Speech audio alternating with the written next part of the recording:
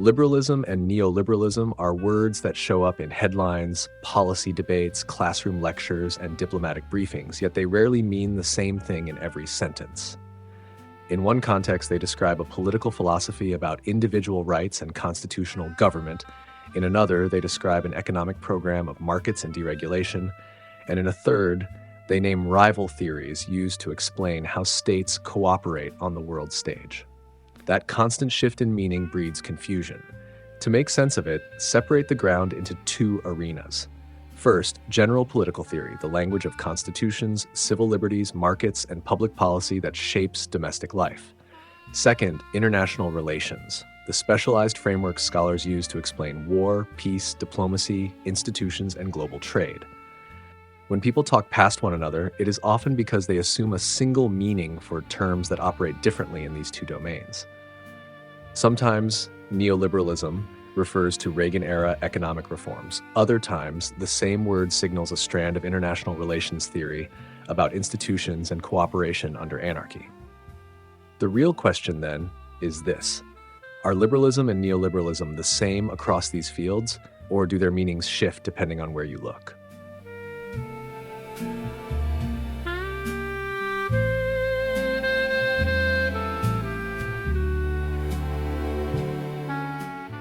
The story of liberalism begins in the 17th and 18th centuries, as thinkers such as John Locke and other Enlightenment figures laid out a political vision built on individual rights and the consent of the governed. From this lineage come several core commitments: the protection of personal liberty, the rule of law that binds rulers as well as ruled, separation of powers to check arbitrary authority, and government limited by written constitutions. Liberalism casts the individual as the primary moral unit of politics and insists that political institutions exist chiefly to secure life, liberty, and property. It places popular sovereignty, the idea that legitimate authority flows from citizens, at the center of political legitimacy, while treating law and impartial courts as the machines that translate abstract rights into everyday protections. Historically, these ideas furnished the vocabulary and structures of modern constitutional democracies. Constitutions, bills of rights, electoral systems, and independent judiciaries.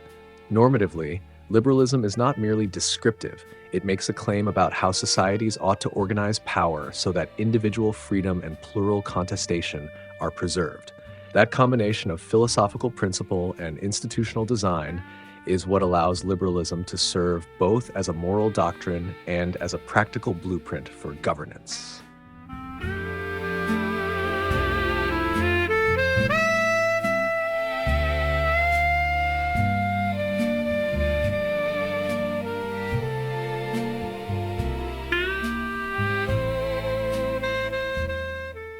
Neoliberalism, in general political terms, refers to a modern economic ideology that took shape in the latter half of the 20th century. Thinkers such as Friedrich Hayek and Milton Friedman provided the intellectual foundation, while political leaders like Ronald Reagan in the United States and Margaret Thatcher in the United Kingdom brought those ideas into government. At its core, neoliberalism promotes free markets as the most efficient way to allocate resources. It favors deregulation to remove barriers to competition, privatization of state-owned industries, and a deliberate reduction of state intervention in economic life. While neoliberalism emerged from the broader liberal tradition, it represents a significant shift in emphasis. Classical liberalism focused on individual rights, constitutional limits on power, and political liberty. Neoliberalism focuses on market mechanisms and technocratic economic governance. The state is not abolished but reoriented. Its role is to create and maintain competitive markets, not to manage economic outcomes directly. Supporters argue that this approach unleashes innovation, growth, and individual choice. Critics counter that it entrenches inequality, prioritizes markets over social welfare, and treats economic efficiency as the overriding principle of governance. Regardless of perspective, neoliberalism reshaped global economic policy in the late 20th century and remains one of the defining frameworks of contemporary political economy.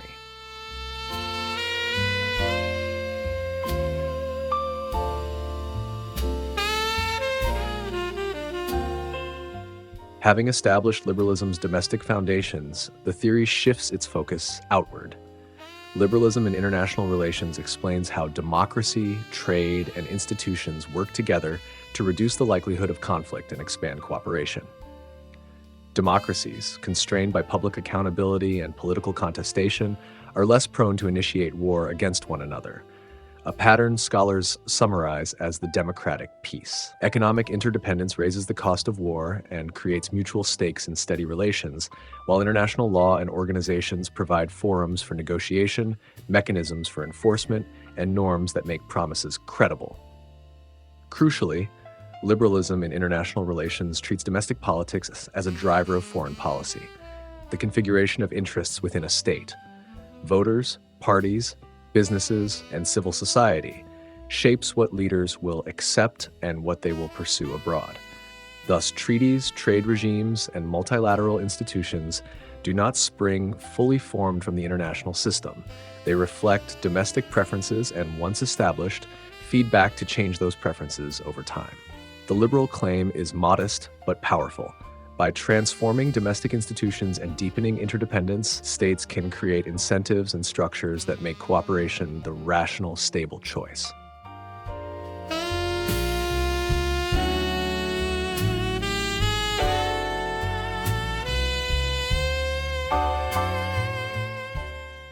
Neoliberal institutionalism reframes the question of cooperation in a world without a central authority. It begins with a realist premise. States are rational, self-interested actors operating in an anarchic system, but reaches a different conclusion. Even under anarchy, sustained cooperation is possible when states build institutions that reduce uncertainty, lower transaction costs, and make promises credible. Scholars such as Robert Keohane and Joseph Nye showed how repeated interactions, information transparency, monitoring, and reciprocity generate incentives to comply.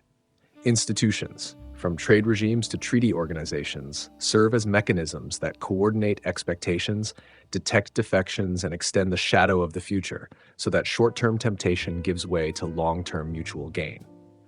Neoliberal institutionalism therefore emphasizes institutional design, the rules, procedures, and enforcement architectures that transform isolated bargains into durable cooperation.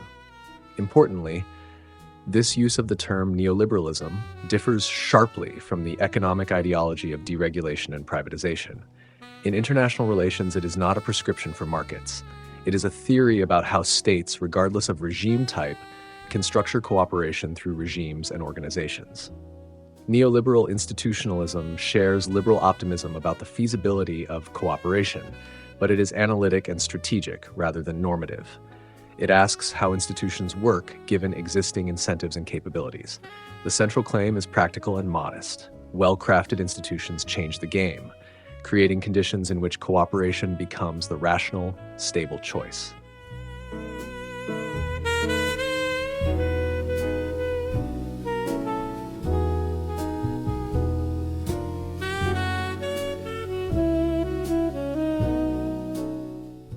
To bring these threads together, compare the concepts across two domains: general political theory and international relations.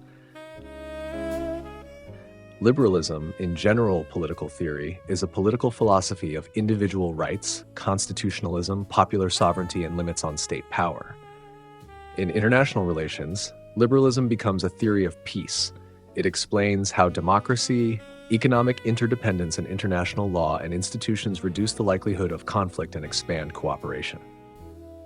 Neoliberalism in general political theory is primarily an economic ideology: free markets, deregulation, privatization, and a reorientation of the state toward market making. In international relations, by contrast, neoliberalism refers to neoliberal institutionalism, an analytic account of how states acting under anarchy can design institutions and procedures that make cooperation feasible and durable. The crucial point is a terminological shift.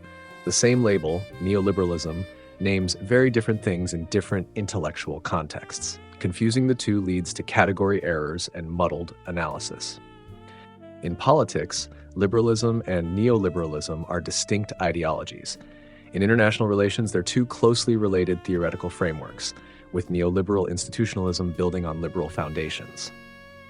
So while the same words, liberalism and neoliberalism, appear in both political theory and international relations, their meanings diverge.